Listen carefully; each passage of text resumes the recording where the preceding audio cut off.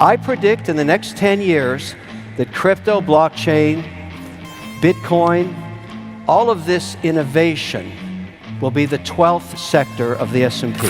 Let's say you're a very, very wealthy Middle East sovereign fund and you're managing, I don't know, $500 billion. And you don't need any more oil as an investment because you've already got that in the ground. So you go to an indexer like me and say, look, give me the S&P, less energy, less airlines. And that's what indexers do. So we as an industry get to see fund flows 24/7 every day. And there are billions of dollars out there waiting for policy, because for all the excitement about Bitcoin, for all the excitement about crypto, for all of the wonderful productivity, these products and blockchain, and everything that's promised that you're going to be hearing about in the next 3 days, these massive pools of capital, these trillion-dollar pools, own this much crypto, this much. Practically nothing. It's the purvey of high net worth individuals, hedge funds, and retail investors. And that's okay. But what we're missing is policy. When we get policy and the regulator regulates, that's not a negative thing. The spigots of capital are going to flood into this sector like you've never seen. And so for those of us that can invest in it now, you're getting ahead of what's going to be a huge wave of interest when policy occurs. I predict in the next 10 years that crypto, blockchain, Bitcoin, all of this innovation will be the 12th sector of the S&P. Now, why do I say that? Because Bitcoin is not a coin, it's software. Ethereum is software. Avalanche is software, Helium is software, Solana is software. It's all software, and the smartest hands over keyboards today in the world are developing on the chain and bringing innovation to financial services, which in the end is the largest sector on earth. Now, what we need is policy. We need government to catch up with us so that we don't lose leadership in America to this very important 12th sector of the economy. You gotta stop buying crap that you don't need. And there's a reason for this. Everybody is programmed, society programs you, advertisers program you, everybody's programming you to spend money. That's how the whole society works. That's what capital is all about. I mean, you know, the whole idea of consumer goods and services, that you need more of this stuff, that you go into credit to buy this stuff. That's all bad. Bottom line, one of the biggest spending items is clothing. You buy so much crap you don't need, and it just sits in the closet for years until you give it to somebody for free. You wasted that dough. And when I say that, it's because if you take that money, and this is like an age-old theme, you take that money and you basically don't save it. Saving makes you nothing because you get paid nothing in a bank. You invest it. You're taking this money that you didn't waste by buying another pair of jeans, another pair of sneakers, $5 coffee, no, I've said that before, that's a total waste of dough. You start saving like $5 a day, $10 a day, $50 a week. You'd be amazed over your career how much that's worth as it compounds at 6, 7, 8% a year. So that's number one. You absolutely have to be very careful about that. Makes no sense. Pay off your credit card debt. I can't tell you how you get screwed on credit card interest.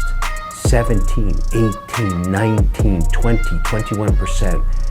Don't get sucked into that. Don't let that happen to you. I can't make 18% in the market and be guaranteed it like a credit card gets it and charging you on your interest.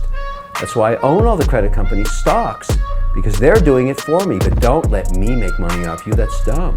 Basically, pay off your credit card debt before you do anything else, because it's the best investment you could have. It's such high interest rate.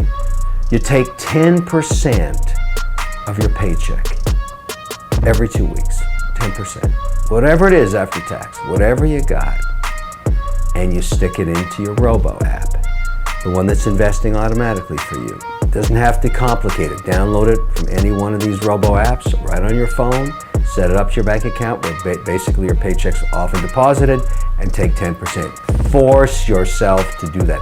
That's after you've paid off the credit card debt. You have to invest, not just save. I've talked about this dozens of times. But that means you can't buy anything. You're always taking $100 a week, which is what I say you should do, and investing it over the long period, because the markets give you somewhere between a 6 and 8% return over long periods of time. Yes, they go up and down, but the whole idea I've been talking about is taking a portion of your salary. Let's say you only make $56,000 a year, the average salary, and you take $100 a week and you start investing it, not saving it in a savings account because that doesn't pay any interest anymore, but putting it into the stock market and letting it grow over 30, 40 years. If you do that and you have that discipline, you'll end up a millionaire in your 60s where you really need to have some money to retire with, as much as $1.5 million. So I think that's a pretty pragmatic strategy. Where did I learn that? From my mother, Georgette. But the question I'm always getting is, what about living? What about spending on things that you love? What about clothes? What about fashion? What about all the things that I want to buy? Do I have to just go Spartan? I can't buy any of that stuff? Not true. I want you to have a different mindset when you purchase things for yourself. And let me give it to you in a lesson that I learned from my own mother. My mother, Georgette, was a working girl in her 20s. She worked at a factory owned by her father that made children's winter clothing. She would save 20% of her salary each week and invest it. But it's not all she did with it. She loved fashion too. She loved clothing. She liked to buy things for herself, but she had a different mindset about it. She told me years later, and this really changed the way I think about buying stuff, that she would save a whole year just to buy one jacket. Instead of buying a whole ton of cheap stuff that she would throw out a year later and maybe not even wear, she would save up for one thing that she really wanted. She loved Chanel. So when it came to clothing, she loved Chanel jackets. They cost a fortune back then, but they were very high quality and they looked beautiful, and her thinking was they last forever in your wardrobe. Chanel never goes out of style. Now, talking about style and talking about fashion, in Georgette's mind was, it really is who you are. You're presenting yourself to the world and you want to look good, you want to feel good about yourself.